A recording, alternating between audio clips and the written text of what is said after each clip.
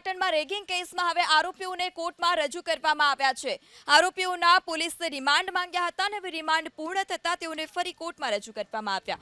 15 આરોપીઓને પાટણ સેશન્સ કોર્ટમાં રજૂ કરાયા। એક દિવસના રિમાન્ડ પૂર્ણ થતા કોર્ટમાં રજૂ કરાયા। ગઈકાલે કોર્ટે એક દિવસના રિમાન્ડની માંગ કરી હતી। તો પાટણની મેડિકલ કોલેજમાં રેગિંગમાં વિદ્યાર્થીના મોતનો કેસ અને જેમાં 15 આરોપીઓને પાટણ સેશન્સ કોર્ટમાં રજૂ કરવામાં આવ્યા છે। ગઈકાલે જ પોલીસે તેઓના રિમાન્ડ માંગ્યા હતા। આજે એક દિવસના રિમાન્ડ પૂર્ણ થતા કોર્ટમાં રજૂ કરાયા।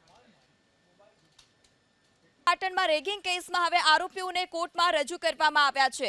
આરોપીઓના પોલીસે રિમાન્ડ માંગ્યા હતા અને હવે રિમાન્ડ પૂર્ણ થતા તેઓને ફરી કોર્ટમાં રજૂ કરવામાં આવ્યા। 15 આરોપીઓને પાટણ સેશન્સ કોર્ટમાં રજૂ કરાયા। એક દિવસના રિમાન્ડ પૂર્ણ થતા કોર્ટમાં રજૂ કરાયા। ગઈકાલે કોર્ટે એક દિવસના રિમાન્ડની માંગ કરી હતી। તો પાટણની મેડિકલ કોલેજમાં રેગિંગમાં વિદ્યાર્થીના મોતનો કેસ અને જેમાં 15 આરોપીઓને પાટણ સેશન્સ કોર્ટમાં રજૂ કરવામાં આવ્યા છે। ગઈકાલે જ પોલીસે તેઓના રિમાન્ડ માંગ્યા હતા। આજે એક દિવસના રિમાન્ડ પૂર્ણ થતા કોર્ટમાં રજૂ કરાયા।